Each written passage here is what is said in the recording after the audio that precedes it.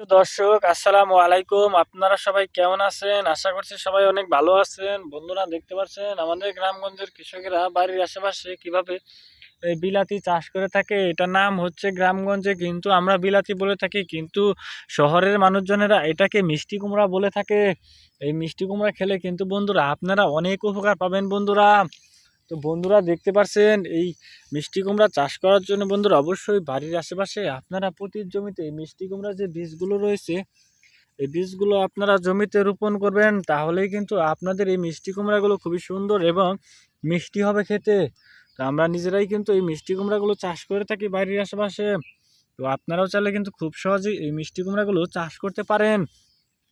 তো দেখতে পাচ্ছেন বন্ধুরা এই গাছগুলো বন্ধুরা, তো বন্ধুরা এই যে দেখতে পাচ্ছেন আমরা নিজেরাই কিন্তু গ্রামগঞ্জের কৃষকরা এই গাছগুলো চাষ করে থাকি বন্ধুরা।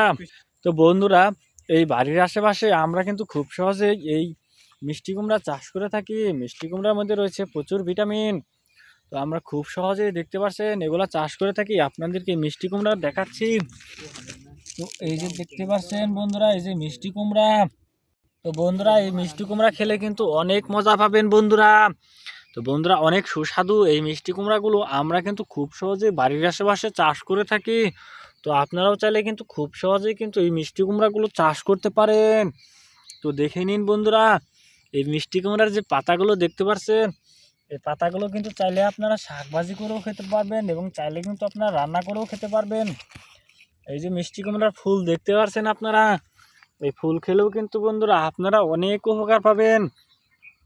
কারণ গ্রামগঞ্জের কৃষকেরা কিন্তু বাড়ির আশেপাশেই কিন্তু এই ফুলকপিগুলো বা এই মিষ্টি কুমড়াগুলো চাষ করে থাকে।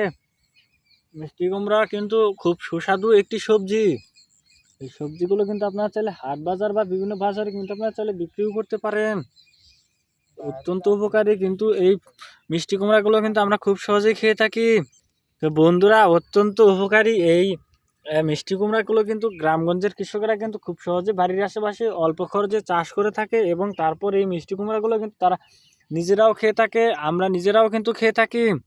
তো বন্ধুরা যদি আমাদের এই ভিডিওটি ভালো লেগে থাকে তাহলে বন্ধুরা অবশ্যই আমাদের এই ভিডিওতে একটি লাইক করবেন এবং কমেন্টে আপনাদের মতামত জানাবেন। ধন্যবাদ আপনাদের সবাইকে। আসসালামু আলাইকুম বন্ধুরা।